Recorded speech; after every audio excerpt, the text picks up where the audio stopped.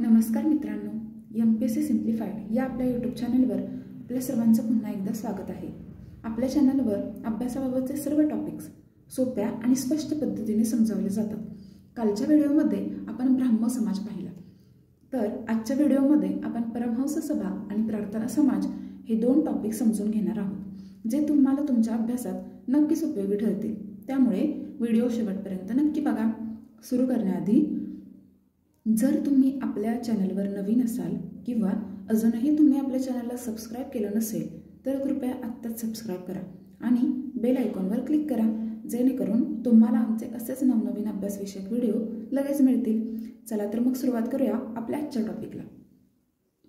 परमहंस सभा। परमहंस सभेची स्थापना 31 जुलै 1849 रोजी मुंबईमध्ये झाली। ही सभा गुप्त पद्धतीने कार्य करत असे। 1860 रोजी ही सभा संपुष्टात आली। दादोबा पांडुरंग तरखडकर हे या सभेचे संस्थापक होते, तर राम बाळकृष्ण हे या सभेचे अध्यक्ष होते। हे पहिले आणि शेवटचे या सभेचे अध्यक्ष होते। दादोबा तरखडकर, भाऊ महाजन, आत्माराम तरखडकर हे या सभेचे सदस्य होते। रोटीबंदीचे बंधन तोडणे आणि जातीभेद मोडणे हा या सभेचा उद्देश होता। धर्मविवेचन आणि पारमहंसिक ब्राह्मधर्म ही दोन पुस्तके दादोबा पांडुरंग तरखडकर यांनी या सभेचे विचार सांगण्यासाठी लिहिली। त्यानंतर पाहूया प्रार्थना समाज। प्रार्थना समाजाची स्थापना 31 मार्च 1867 रोजी मुंबई येथे झाली। हा समाज बंगालच्या ब्राह्मो समाजाचे एक्सटेन्शन होता। आत्माराम पांडुरंग तरखडकर हे या समाजाचे संस्थापक होते, तसेच ते या समाजाचे अध्यक्ष देखील होते। 1864 मध्ये केशवचंद्र सेन हे मुंबई पुणेमध्ये व्याख्यान देण्यासाठी आले होते।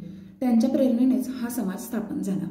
दादोबा तरखडकर, आत्माराम तरखडकर, भास्कर तरखडकर आणि महादेव गोविंद रानडे, भांडारकर, वामन आबाजी मोडक, न्यायमूर्ती चंदावरकर हे या समाजाचे सदस्य होते। सुबोध पत्रिका हे या समाजाने चालवलेले मुखपत्र होते, तर रानडे यांनी एकेश्वर निष्ठांची कैफियत हा ग्रंथ प्रार्थना समाजाच्या मतांचे समर्थन करण्यासाठी लिहिला। हा समाज तुकाराम बीज साजरा करत असे।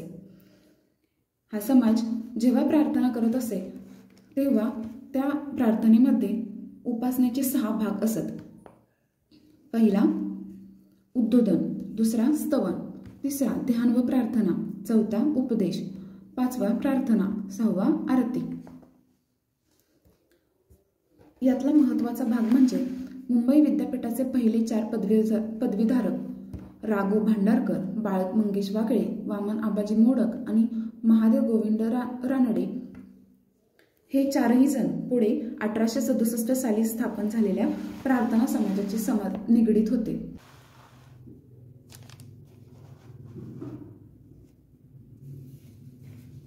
तर हा होता आजचा टॉपिक।